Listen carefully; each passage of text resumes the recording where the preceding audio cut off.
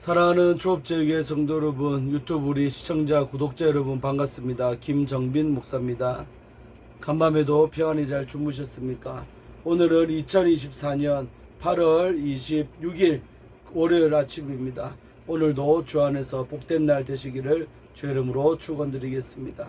제가 기도하고 오늘 거룩한 독서 시간을 함께 갖도록 하겠습니다. 아버지 하나님 감사합니다. 좋은 날 주시고 오늘도 우리 안희수 사모님이 쓰신 귀한 영성 있는 글을 통하여 우리가 읽으면서 함께 감화 감동을 받고 또한 영적인 도전을 받기를 원합니다. 우리도 안희수 사모님처럼 한 영을 향한 구령의 열정에 불타올라 그렇게 살아가기를 원합니다. 역사해 주시고 은혜를 베풀어 주시옵소서. 이 시간은 성령 하나님께 의탁하옵고 우리를 죄에서 구원하신 예수님 이름으로 간절히 기도 올리옵나이다. 아멘. 네, 오늘 함께 우리 읽도록 하겠습니다. 68장 아편 중독자라는 글입니다. 저와 요셉이가 번갈아가면서 함께 나누어서 읽도록 하겠습니다. 말씀하세요. 듣고 있으니까요. 사모님, 제가 이름도 숨기고 또 어디서 전화를 하는지 말씀드리지도 않고 불쑥 제 말을 꺼내도 신뢰가 안 될까요? 천만에요. 그런 것을 내가 알아본들 무슨 필요가 있겠어요. 안심하고 말씀하세요. 저는 서울의 한 뿌리 깊은 기독교 가문에서 태어나 자랐어요. 인류대학은 나오지 못했지만 어학은 열심히 공부했어요. 졸업한 뒤에 교편을 잡고 3년 이상 어학을 가르쳤어요. 교회 생활은 충실하게 못했지만 원래 기독교를 믿는 집안에서 자란지라 그 분위기 속에서 생활했지요. 때문에 기독교만이 참 종교라고 생각해 왔어요. 그런데 가족들은 제 온기를 놓칠세라 결혼할 대상자를 구하고 있었어요. 남자는 많았지만 제게 적합한 사람이 없었어요. 물론 제가 미인이었거나 특별한 매력을 가졌더라면 문제가 달랐겠죠. 그러던 중 재미교포 청년이 아내감을 찾기 위해 한국에 왔는데 만나보지 않겠느냐는 권유를 받았어요. 그 사람은 몸이 약해 보였고 남자다운 맛이라고는 조금도 없었어요. 나는 그 여자의 말에 계속 고개를 끄덕였다. 여자는 진지하게 속사정을 털어놓았다. 그런데 소개하는 분이 말했어요. 그 사람이 약해 보이는 것은 밤일을 하기 때문이라고요. 재미교표 중 많은 사람들이 밤일 때문에 햇빛을 못 본대요. 그래서 약해진다고요. 그렇지만 결혼해서 아내가 잘해주면 건강을 회복할 수 있대요. 그 청년은 30이라는데 제가 보기엔 35도 넘어 보였어요. 그렇지만 꼬치꼬치 캐묻지 않았어요. 거부하기도 하고 미안하기도 했어요. 저는 소개하는 분의 말처럼 그가 약해 보이는 것이 햇빛을 못 보아서 그런 것이라고 생각했어요. 제가 묻고 싶은 것은 그의 종교였어요. 자기 말로는 예수님을 믿는다고 했어요. 가족들도 교회 다닌다고 했고요.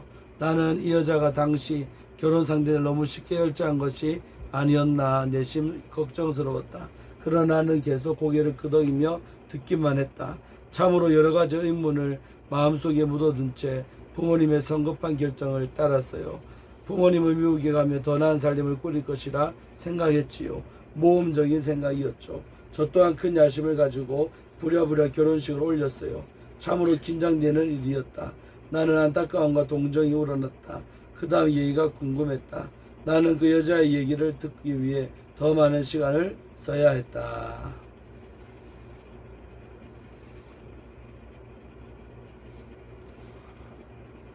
남편은 결혼식을 올리고 미국으로 다시 들어갔어요. 저는 1년을 더 기다려야 했어요. 그런데 그이와는 결혼 첫날부터 석연치 않았어요. 더군다나 그이가 직장 때문이라며 급히 떠나간 후에는 더욱더 이상하다는 생각만 들었어요. 결혼해서 기쁘기보다는 왠지 불행해질 것만 같다는 예감이 들었어요. 그러나 저는 되도록이면 부정적인 생각을 버리고 그를 잘 도와서 행복하게 살아야겠다고 생각했어요. 미국에서 열심히 돈을 벌어 부모님을 모셔가고 동생들을 미국에서 공부시키리라 마음먹었지요. 그래서 1년 동안 편지로써 그와 대화를 많이 했어요. 1년이 지난 후 저는 미국에 올 수 있었어요. 그런데 미국에 와서는 저의 꿈과 기대가 무너지기 시작했어요. 시집이 굉장히 크고 멋진 집일 것이라는 기대는 말 그대로 기대로 끝났어요. 집은 침실 하나만 딸랑 있는 싸구려 아파트였고 그이는 막내 아들이었는데도 연로하신 어머니를 모셨어요. 친척들은 따로 떨어져 살고 있었고 왕래도 별로 많지 않았어요. 사방에 가난이 덕지덕지 붙어 있었어요. 시어머니께서는 늘 기도하시지만 그 얼굴에는 근심이 가시질 않았어요. 그러나 그럭저럭 참아가며 살았어요. 그런데 남편이 이상했어요. 남편은 괜찮다가도 때때로 중환자같이 어깨가 늘어지고 눈이 충혈되고 눈물을 흘리곤 했어요. 지금까지도 여전히 그래요. 게다가 밤에는 일을 한다고 나가버리고는 낮에는 늘어져 잠만 자요. 사모님, 어떻게 이 많고 많은 얘기를 다 할 수 있겠어요. 그녀는 긴 인생을 힘들게 살아온 할머니처럼 한숨을 쉬었다. 네, 말씀하세요. 그는 아편 중독자였어요. 그 말과 함께 여자는 한동안 울었다. 나도 충격을 받아 어안이 벙벙했다. 나는 주님께 도움을 구했다. 잠시 후 여자의 울음 섞인 목소리가 들려왔다. 사모님, 네, 듣고 있어요. 저는 사모님께서 잘 아시는 분의 집에서 일하고 있어요. 그 덕분으로 사모님을 알게 되었어요. 두 분에서 함께 나가 일을 하시기 때문에 제가 아이 셋을 돌보는 일과 집안 청소는 물론 식사 준비, 빨래까지 하고 있어요. 저는 본래 가사에 취미가 있었어요. 그러나 이런 일은 힘이 들어요, 사모님. 언어를 공부했다고 들었는데 영어를 했어요? 불어를 했어요. 영어보다 매력이 있어 보여서 말입니다. 알겠어요. 그 심정 이해하겠어요. 아직 젊으니까 얼마 동안만 집중하면 영어를 배울 수 있을 거예요. 그러면 직장도 더 편한 데로 옮길 수 있지 않겠어요? 아니에요, 사모님. 사실 저는 이 집에서 숨어 살고 있어요.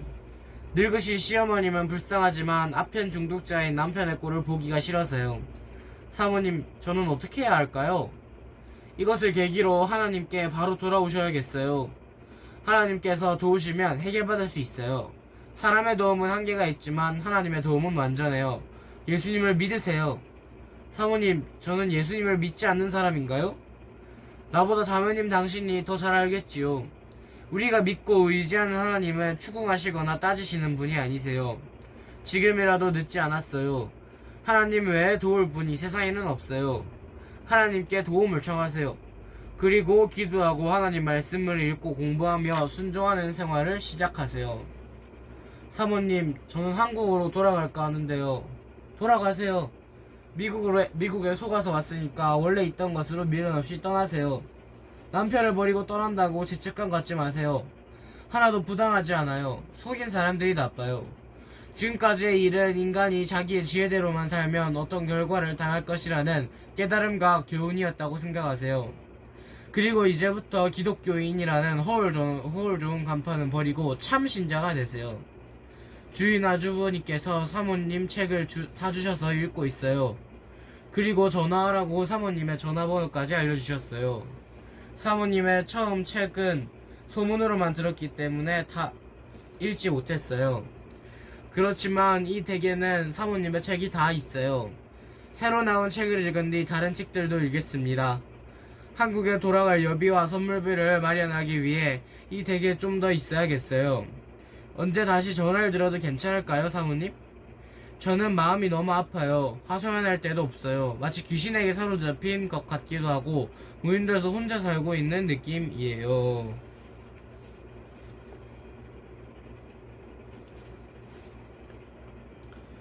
그 말을 하고 그녀는 또 울었다. 그녀의 음성은 떨리고 말도 끊어졌다. 실컷 우세요. 그리고 울면서 주님께 그 외로운 사연을 말씀드리세요. 내게 상담하러 오거나 전화하는 사람들의 사연들을 들어보면 참으로 기막힌 경우가 많다. 이 여자도 참으로 눈물겨운 사연을 간직한 사람이다. 미국 좋다는 말만 듣고 아편쟁이한테 속아 결혼했으니 그 정춘을 되물을 수도 없고 머나먼 타국 만리에서 고향을 그리며 수많은 밤을 눈물로 지새울 수밖에 없으니 참 불쌍했다. 그러나 이 여자는 돌아가야 한다. 조국에 다시 가서 그리스도인으로 다시 살아야 한다. 그런 외롭고 슬픈 사연을 무엇이든가 보상받아야 한다. 그러나 그 여자가 깊은 신앙으로 그 외롭고 허망했던 삶을 보상받았으면 얼마나 좋았을까 하는 마음으로 나는 간절히 기도한다. 아멘. 네, 우리 69장 실수라는 글입니다. 실수는 누구나 하는 거예요. 실수하지 않는 인간은 세상에 없어요. 세상을 산다는 것은 실수라는 언덕을 오르는 거예요. 실수를 꼬집어내면 죄가 되고 실수를 재미있게 받아들이면 총명이 돼요. 실수는 삶 배움을 주고 실수하고 깨달으면 지혜자가 되어요. 실수는 음식의 양념 같은 것이라 말할까요? 적으면 싱겁고 지나치면 거절당한 듯이 우리 삶에도 실수라는 양념이 필요하지요. 실수는 너도 나도 누구나가 하는 것이니 실수에 실망하지 마세요. 실수는 발판으로 딛고 올라가 뛰어넘는 배움의 도약대라고 말할까요? 그렇지만 실수를 습관화하고 배움이 없고 회개가 없으면 가룟유다 같이 되는 것이고 실수를 동의하고 그것을 딛고 올라서면 시몬 베드로 같이 되는 거예요. 우리 70장 상심이라는 글입니다. 마음이 아프세요? 원통하고 분하고 섭고 눈물이 나도록 아프면 당신은 행복한 거예요. 성령님은 상하고 아픈 마음에 밀물같이 들어오신다고 약속하셨고 그대로 하시기 때문이에요. 성령님은 상하고 아픈 심령을 무시한 일이 없으세요. 그분이 찾아오시면 모두 해결이 된 거예요. 당신은 새 천지를 발견한 거예요. 쓰리고 아픈 상처 주는 세상이 아니라 소망이 흐르는 새 세계를 발견할 테니까요. 그래서 새 사람이 될 거니까요. 쓰리고 쑤시는 상한 마음을 주님께 가져다 모두 쏟아 보여드리세요. 신기하고 놀라운 간증이 당신의 입에서 나올 것이 분명하니까요. 아멘. 우리 71장 기다림이라는 또한 글입니다. 우리는 기다리는 사람들이에요. 언젠가 이젠가 우리는 문득문득 차렷하고 신경을 곤두세우고 눈알을 돌리면서 이제라는 심정으로 살고 있어요. 약속하신 분이 오실 것과 오실 징조는 낱낱이 일러주셨지만 때와 시간은 약속한 일이 없어요. 세상의 징조를 보고 들어보니 때는 되어가는데 언제일까요? 우리는 신경이 예민해지지 않을 수가 없어요. 한 가지 설레임에서 벗어날 수 없는 일은 나팔소리. 나팔소리에 주의하는 신경이라고요. 천하를 울리는 은근하고 신기한 그 천사가 부른 나팔소리. 그 소리가 이제 울릴 때가 된 것 같아서 자나깨나 무엇을 하든지 그 한 날 진동할 나팔소리를 우리는 조심스럽게 그러나 애절하게 기다립니다. 어서 오소서 주여. 72장 부자라는 글입니다. 72장 부자. 세상에서 부자는 많은 것을 가지고 있어요. 돈이 많으니 땅도 집도 가구도 온갖 것이 많고 또 많아 쓸 수도 없을 정도로 많아요. 사람들은 그것을 가장 원하고 소원하고 그것을 위해서 애를 써요. 그런데 내 말 좀 들어보세요. 정말 정신 바짝 차리고 들으란 말이에요. 부자가 되면 딱지가 붙어요. 그 딱지는 예수님이 찍는 딱지예요. 천국 비자 거절. 이런 딱지 알겠어요? 그 딱지는 떼버릴 길이 없어요. 왕이나 대장이나 비록 천사라도 못한대요. 그런데 꼭 하실 수 있는 분이 있어요. 하나님만 하신대요. 무섭지 않나요? 나는 무서워요. 나는 세상에서 제일 무서운 일로 알아요. 그래서 난 어릴 때부터 부자가 안 되리라고 결심했어요. 그리고 어릴 때부터 그렇게 말하고 그렇게 기도했어요. 하나님 아버지, 나는 부자가 되지 않게 해주세요. 많은 가족들은 내 기도를 듣고 웃었어요. 나는 무섭게 떨며 기도하는데 온 가족이 웃는 것이어요. 살까 말까 한 정도로 청산 병신같이 약골인 아이가 무슨 부자가 되지 않겠다고 하하. 모두 웃고 놀렸어요. 나는 오래 살았지만 부자는 되지 않아서 고마워요. 그러나 쓸 것이 모자라지도 않아요. 돈이 없어서 못하는 일은 없어요. 돈 때문에 분한 일이나 서글픈 일도 없고요. 돈 때문에 가책이나 고통내는 일도 없어요. 왜? 돈은 내 종이 되고 나는 돈의 주인이기 때문에 돈이 나를 주장하지 못하고 나는 돈을 부려먹어요. 하나님은 내가 철없이 두려움으로 한 기도가 무슨 뜻이었는지를 너무도 잘 아셨어요. 철없는 내 기도가 그런 뜻인 것을 나는 이제 알았어요. 하나님, 아버지 하나님은 진정 내 아버지이시니까요.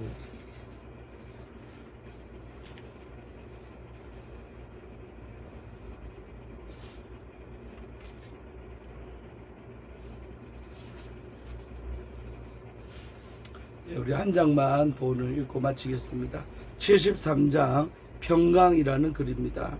평강은 샘이에요. 퐁퐁퐁 솟아나고 철철철 흐르고 넘쳐오르며 쉴 새 없이 언제나 어느 때나 그치지 않고 용솟는 샘이지요. 이 샘은 돈으로 살 수 없어요. 수단이나 재간으로도 못해요. 그런데 이 샘은 누구나 가질 수 있어요. 선물이기 때문이지요. 거저 가지는 거예요. 거저 내 것이 되는 것이란 말이에요. 이 샘의 이름은 평강이래요. 이 샘은 소망이요, 승리요, 찬양이기도 해요. 이 샘물은 맛있고 시원해요. 갈증을 없애줘요. 탐심과 제약과 거리낌이 되는 모든 세상 오염을 맑게 씻어요. 이 샘은 십자가 희생 제물이 되신 예수님의 부활에서 생겨났어요. 그 제물의 피로 씻음을 받고 그의 부활을 인정하고 예수님을 마음속에 모셔드리는 순간 이 샘은 내 마음속에 깊이 심어지는 거예요. 말씀을 배우고 그 말씀대로 생활하는 신앙이 자라는 대로 이 샘의 샘물은 불어나는 거예요. 말씀의 결사적이며 일상생활이 말씀 안에서 열심인 사람들에게는 이 샘의 샘물이 강수같이 흘러넘치고 출렁출렁 밖으로 흘러 쏟아지기도 해요. 나는 이런 사람들을 여러 민족에게서 보았어요. 카나다 인종에게서 보았고, 인디안에게서 보았고, 유럽인들 중에서도 보았고, 중국인에게서, 필리핀, 중미, 남미, 또 일본 민족에게서도 보았어요. 한국에 연로하신 분 가운데서 흔히 보아왔어요. 이 샘은 만국인의 샘이고 만민 중에 주어진 공짜로 받는 샘이랍니다. 그러니까 하나님은 우리 모든 인류의 아버지시고 내 아버지며 당신의 아버지라고요. 이 엄청난 진짜 진리를 주신 분이 그것을 위해서 다만 그 일 때문에 어린 아기로 변신해 오셔서 온갖 고난과 핍박과 모욕, 수치, 타박, 아픔, 억울함을 당하시고 나무에 매달려서 손과 발에 쇠못이 박혀 죽어 주신 거예요. 그리고 죽음을 깨고 일어나셨어요. 그의 부활이 우리를 살리시고 살게 하신 것이에요. 그래서 예수님을 믿고 따르며 그의 원하시는 대로 그의 분부와 말씀에 따라서 조심스럽게 결사적으로 사는 사람들에게 이 선물이 주어지는 거예요. 이 샘의 샘물을 나는 늘 마셨어요. 감옥에서는 이 샘물이 기적을 여러 차례 가져왔어요. 그때마다 넘치고 솟아올라와 말을 못하고 울기만 했다고요. 평강의 샘이 폭포같이 치솟을 때 뭐라고 인간의 말로 표현할 수 있겠어요. 우는 일도 못했더라면 기절이라도 했을 거예요. 평강의 샘이 너무 힘차게 솟아서 말이에요. 아멘. 오늘 여기까지 함께 보겠습니다. 할렐루야.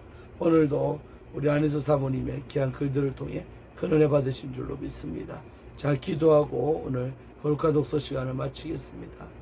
아버지 하나님 감사합니다. 오늘도 귀한 우리 안희수 사모님의 귀한 글들을 통해서 은혜 받게 하심에 감사를 드립니다.